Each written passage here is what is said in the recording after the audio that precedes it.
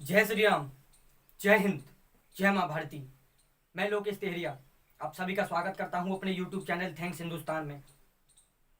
गंगा जमुनी तहजीब के दुर्भाग्य की एक महागाथा लेकर आया हूँ आप सभी के सामने। ये कहानी है गुंजरवाला नामक शहर की, जो वर्तमान में पाकिस्तान के हिस्से में जा चुका है और उससे पहले ये पंजाब में हुआ करता था। एक बाप, 7 बेटियाँ, एक बेटा और एक पत्नी हुआ करते थे। ये जो गुंजरवाला शहर था, इसका एक मुखिया था जिसका नाम था लाला और उर्फ बलवंत खत्री। इसका भरा पूरा परिवार था। पत्नी प्रभावती, बेटा बलदेव, बेटी 7 थी। अब ये बात है 1947 की। हम आज़ाद हो चुके थे, बंटवारा हो चुका था और जिन्ना ने डायरेक्ट एक्शन डे घोषित कर दिया था और गुंजरवाला के पास के इलाकों से हिंदू सिखों के कत्लेआम की खबरें सामने आ रही थी। मजहबी नारे लग रहे थे, अल्लाह अकबर, इंशाल्लाह, ऐसे मजहबी नारे लग रहे थे। लेकिन जो लाला था वो बिल्कुल बेफिक्र था।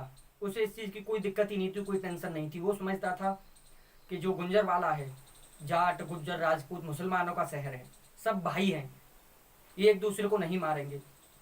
ये जो शोर मचा रहे हैं ये कुछ मजहबी मदांध हैं, 1-2 दिन चिल्लाएंगे उसके बाद शांत हो जाएंगे। लेकिन जो खतरा था वो बहुत बड़ा था। अब ये बात है सन 1947 18 सितंबर की। लाला के घर में एक जो डांकिया था भगा भगा आया, हाँफता हुआ। बोला, लाला जी, कुछ लोग जो हैं, एक भीड़ आपकी बेटियों को उठाने के लिए आ रही है। सलीम आपकी बड़ी बेटी लाजवती को उठाकर ले जाएगा, मुख्तार आपकी छोटी बेटी लाजवती को उठाकर ले जाएगा। और इतना ही डांकिया ने कहा और लाला ने डांकिया को खींच कर थप्पड़ मारा। तुझे पता भी है क्या बोल रहा है तू? सलीम भाई है, हमारा परिवार का हिस्सा है। और डांकिया कहता है कि सलीम भाई तो भीड़ को इकट्ठा करके ला रहे हैं। इतना कहकर डांकिया वहां से भाग निकलता है। शायद उसे किसी और घर में जाकर भी बताना हो। अब पीछे उसकी पत्नी जो थी इस बात को सुन रही थी। लाला ने पीछे मुड़ के देखा तो वो आंसुओं से रो रही थी। उसने कहा कि डांकी ने बिल्कुल सही कहा है। पिछले 2 महीने से सलीम जो है लाजवती को छेड़ता है। उसने घर से निकलना बंद कर दिया। फिर भी लाला नहीं मानता। लाला कहता, मैं मुख्तार भाई से जाके बात करता हूँ। तो मुख्तार भाई आए थे एक दिन घर, बोल रहे थे कि आपकी छोटी बेटी से मेरे सलीम की शादी करवा दो। आज वो जबरन खींच कर ले जाएंगे। लाला अपने परिवार को लेकर पास के गुरुद्वारे में चला जाता है, जहां पर जो हिंदू और सिख थे इकट्ठे हो रहे थे। वहां पे पहुंच जाते हैं गुरुद्वारे में और गुरुद्वारे में जाकर देखते हैं कि 300-400 लोग जो थे हिंदू और सिख उस गुरुद्वारे में बंद थे। गुंजरवाला जो था वो गुरुद्वारे और मंदिर पहलवानों का शहर हुआ करता था। सभी मंदिर और गुरुद्वारों के अखाड़े हुआ करते थे, लोग पहलवानी करते थे।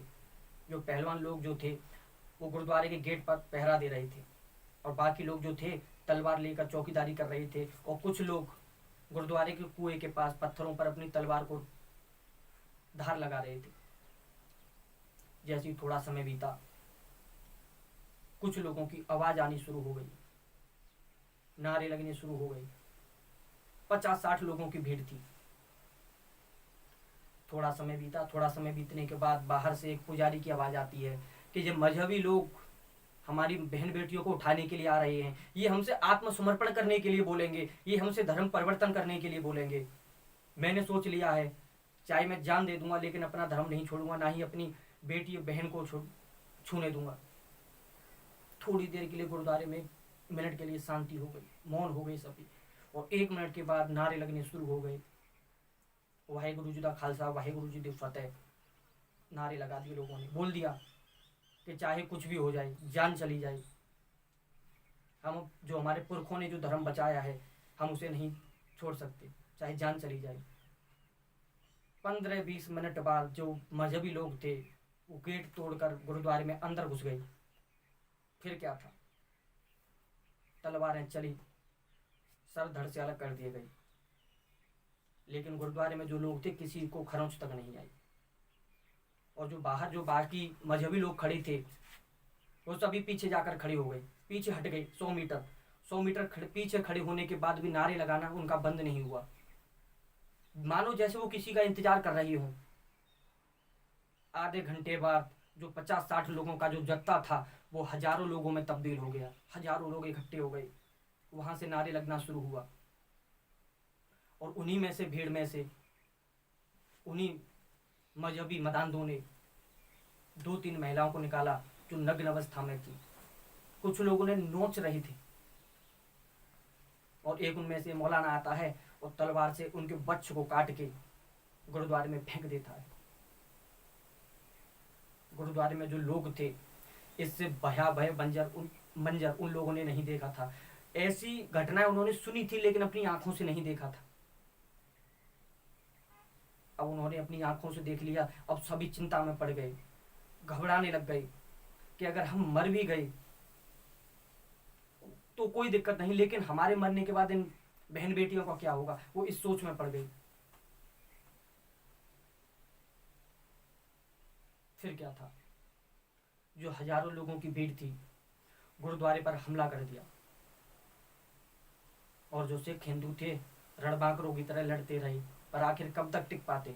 हजारों लोग कहाँ, 300 लोग, और 300 लोगों में भी क्या था, 50-60 नौजवान थे, बाकी के बूढ़े बच्चे और औरतें थीं। सभी को काट दिया गया। और लज्जो लाला से बोलती है कि पिताजी काटो, बापू काटो, मैं मुसलमान नहीं बन सकती, मुझे काटो। लाला बिल्कुल मौन हो जाता है, गले से आवाज नहीं निकलती है, रोने लग जाता है। लज्जो फिर से कहती है काटो, अगर नहीं काटा तो ये मेरा बच्च काट देंगे। इतना बोलते ही लाला तलवार उठाता है और लज्जो की गर्दन को काट देता है।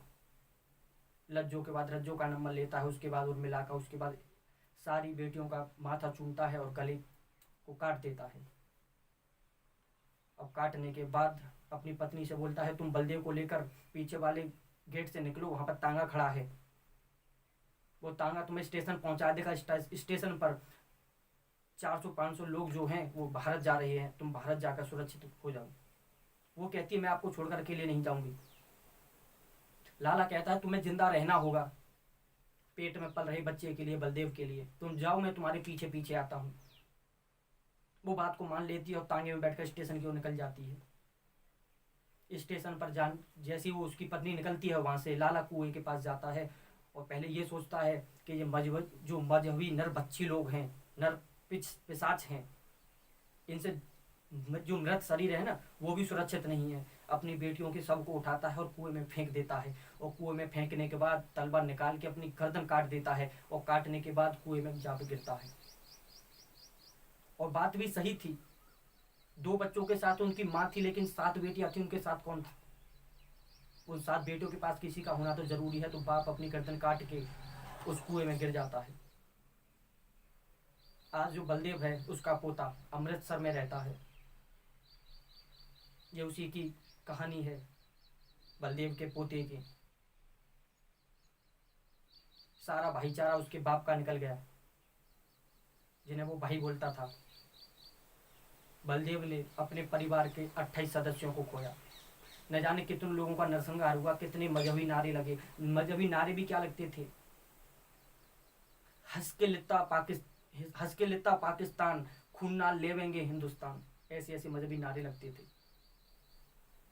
हिंदू दी जनानी ते बिस्तर ते आदमी शमशान ते, ऐसे ऐसे मजहबी नारे लगते थे।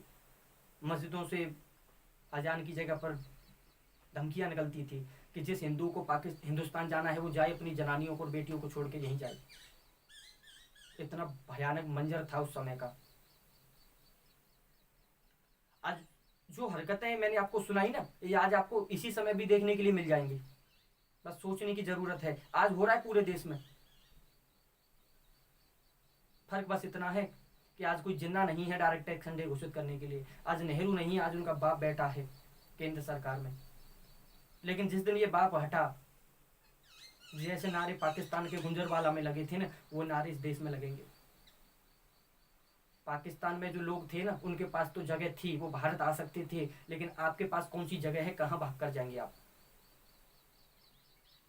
समय है अभी, सुधर जाओ। ये भाईचारा एक झटके में उतर जाएगा। कहानी अच्छी लगी हो तो शेयर करिएगा, लोगों तक पहुंचाइएगा। और जो ये भाईचारे के चक्कर में अंधे बने बैठे हैं ना, लाला की तरह, जो लोग तुम्हें भाई बोलते हो ना, वो भाई आता है काटने के लिए। वो ये नहीं कहता कि इससे मेरी दोस्ती है, इसे छोड़ दो। क्या हुआ कश्मीरी पंडितों का?